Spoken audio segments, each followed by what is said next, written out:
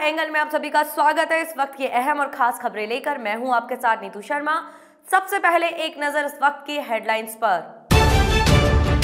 पश्चिम बंगाल में आज मोदी और राजनाथ करेंगे रैलियों को संबोधित। राज्य में चुनाव अभियान का फूकेंगे बिगुल। बिहार में सवर्णों को 10% आरक्षण का रास्ता साफ। नीतीश कुमार कैबिनेट ने सवर्णों के आरक्षण अधिनियम को दी हरी झंडी। कांग्रेस जुटी मिशन 25 की तैयारियों में। लोकसभा प्रत्याशियों के चयन के लिए दिल्ली में आज बैठक। मुख्यमंत्री, उप मुख्यमंत्री और प्रदेश प्रभारी रहेंगे मौजूद। और प्रयोगशाला सहायक भर्ती परीक्षा कल 4 लाख से अधिक अभ्यर्थी आजमाएंगे अपना भाग्य। जयपुर में 87,928 परीक्षार्थी देंगे परीक्षा। अपनी गणतंत्र बचाओ यात्रा के तहत भाजपा ने अगले 8 दिनों के दौरान राज्य के विभिन्न हिस्सों में कम से कम 10 रैलियां आयोजित करने की योजना बनाई है। इनमें प्रधानमंत्री नरेंद्र मोदी और केंद्रीय गृह मंत्री राजनाथ सिंह के अलावा पार्टी के दूसरे शीर्ष नेता भी शिरकत करेंगे। इनकी शुरुआत आज से होगी। इस दिन प्रधानमंत्री नरेंद्र मोदी जहां दुर्गापुर और उत्तर 24 परगना जिले के ठाकुर नगर में 2 रैलियों को संबोधित करेंगे, वहीं राजनाथ सिंह कूच बिहार और अलीपुरद्वार की 2 रैलियों में हिस्सा लेंगे। यह पहला मौका होगा जब बंगाल के उत्तरी व दक्षिणी हिस्सों में पार्टी के 2 शीर्ष नेता एक साथ 4 रैलियों को संबोधित करेंगे।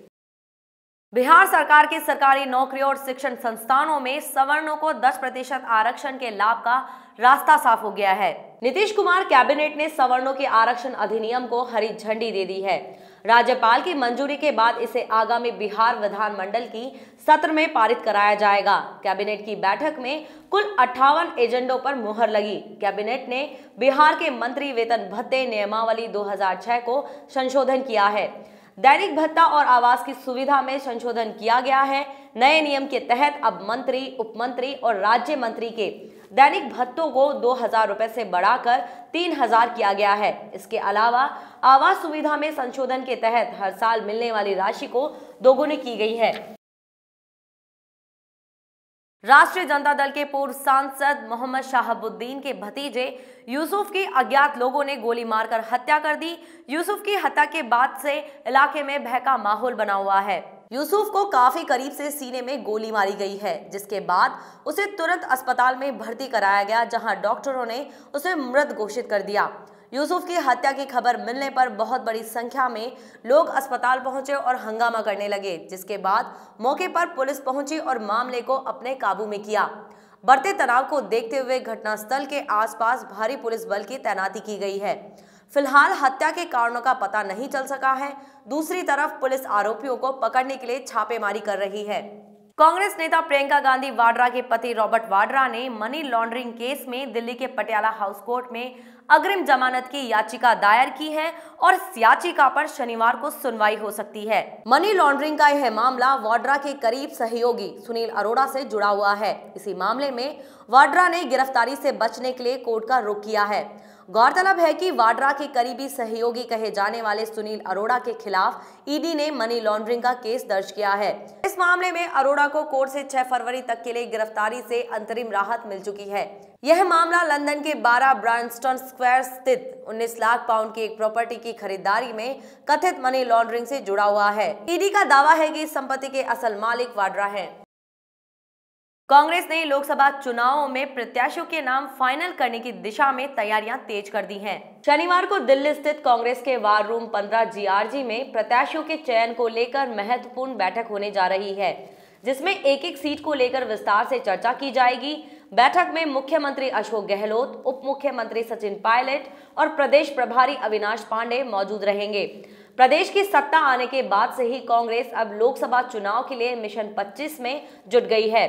प्रदेश लेवल पर लंबी मंत्रणा के बाद अब दिल्ली में बैठकों का दौर शुरू होने जा रहा है। हर सीट के समीकरण को समझने की कोशिश की जाएगी। उसके अनुसार प्रत्याशी को मैदान में उतारा जाएगा, जिससे प्रदेश में भाजपा को मात दी जा सके।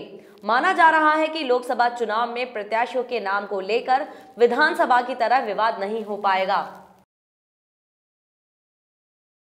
इस साल की शुरुआत से जान लेने पर उतारू स्वाइन फ्लू ने साल के दूसरे माह की शुरुआत के पहले ही दिन 3 लोगों की और जान ले ली है। जनवरी में इस बीमारी ने 83 जानें ली थी। अब फरवरी के पहले ही दिन 3 मौतों से यह आंकड़ा 86 पर पहुंच गया है। इसके अलावा जयपुर में 29 मरीजों सहित 67 नए रोगी मिले। इसके बाद रोगियों का आंकड़ा 2190 पर पहुंच गया।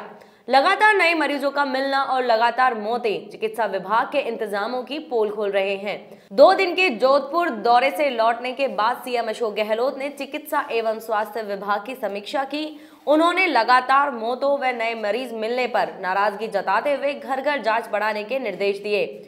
इसके बाद चिकित्सा मंत्री डॉक्टर रघु शर्मा ने 4 फरवरी से 9 फरवरी तक सघन निरीक्षण अभियान चलाने के निर्देश दिए हैं। प्रदेश में 75 साल से कम उम्र के पेंशनर्स अब सरकारी अस्पतालों में अनुपलब्ध दवाओं के बदले निजी मेडिकल स्टोर से सालाना 20,000 रुपए तक की दवाइयां ले सकेंगे। अभी तक उनके लिए यह सीमा 10,000 रुपए निर्धारित थी, जबकि 75 साल से अधिक उम्र के पेंशनर्स के लिए पहले से ही प्राइवेट मेडिकल स्टोर से 20,000 रुपए की दवाइयां लेने की छूट थी। राज्य सरकार ने इस लिमिट को बढ़ाने के लिए Rajasthan pensioners medical concession scheme 2014 में संशोधन किया है। प्रदेश में 75 साल से कम उम्र के करीब 3.5 लाख पेंशनर हैं। राजस्थान कर्मचारी चयन बोर्ड की ओर से प्रयोगशाला सहायक भर्ती परीक्षा 3 फरवरी को आयोजित की जाएगी और इस परीक्षा के लिए बोर्ड ने प्रदेश भर में 209 परीक्षा केंद्र बनाए हैं। इन केंद्रों पर 4 लाख से अधिक अभ्यर्थी अपना भाग्य आजमाएंगे। बोर्ड ने पिछले साल मई में माध्यमिक शिक्षा विभाग के लिए प्रयोगशाला सहायक के 1200 पदों पर भर्ती की प्रक्रिया शुरू की थी। इसमें नॉन टीएसपी के 954 और टीएसपी क्षेत्र के 246 पद शामिल हैं। इस परीक्षा में एक पद के लिए 336 अभ्यर्थियों के बीच मुकाबला रहेगा। बोर्ड के अध्यक्ष डॉक्टर BL जाटावत ने बताया कि परीक्षा के लिए सभी तैयारियां पूरी कर ली गई हैं। इस परीक्षा के लिए 24 जिलों में 1209 परीक्षा केंद्र बनाए गए हैं। जयपुर में 233 परीक्षा केंद्रों पर 87,928 अभ्यर्थी परीक्षा देंगे। जयपुर में भी जिला प्रशासन के सहयोग से तैयारियां पूरी की जा चुकी है। जयपुर डिस्कॉम के सभी जिलों के लोग अब मकान, दुकान और फैक्ट्री के बिजली कनेक्शन के लिए घर बैठे ऑनलाइन तरीके से आवेदन कर सकेंगे। इसके लिए आज से न्यू कनेक्शन मैनेजमेंट सिस्टम व सिंगल विंडो क्लियरेंस सिस्टम लागू किया है।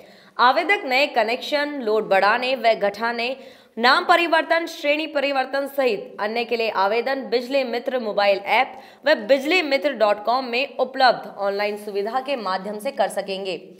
जयपुर डिस्कॉम के प्रबंध निदेशक ने बताया कि ऑनलाइन माध्यम की सुविधा सभी श्रेणियों के आवेदकों के लिए लागू हो गई है।